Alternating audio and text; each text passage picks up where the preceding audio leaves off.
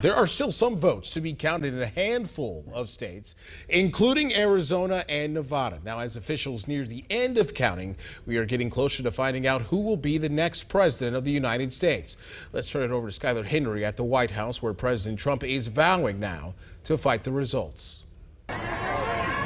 Joe Biden has edged ahead in two key battleground states.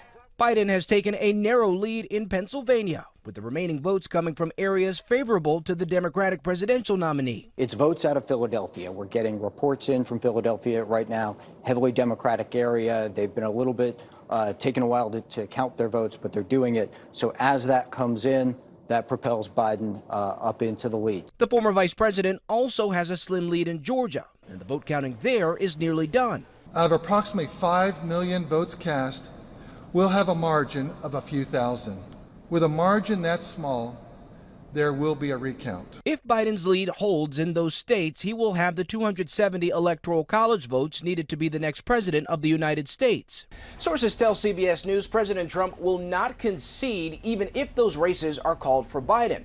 The president is claiming without proof that there are shenanigans in the vote count. There's tremendous amount of litigation generally because of how unfair this process was, and I predicted that. I've been talking about mail-in voting for a long time. It's really destroyed our system. It's a corrupt system. But even some Republicans have called the president's Thursday night press conference destructive. The president's speech last night was very disturbing to me because he made very, very serious allegations without any evidence to support it. The votes being counted in Pennsylvania do not include any mail ballots that have arrived after November 3rd.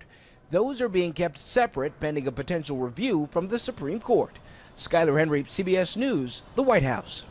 A Biden campaign spokesman responded to reports that President Trump won't concede, saying the United States government is perfectly capable of escorting trespassers out of the White House. Now, we will have results from the remaining states as they announce them. Just head over to our website, cbs4indy.com/election. You can also find results by clicking on the breaking news banner on the top of our homepage and on the CBS4 Indy News app.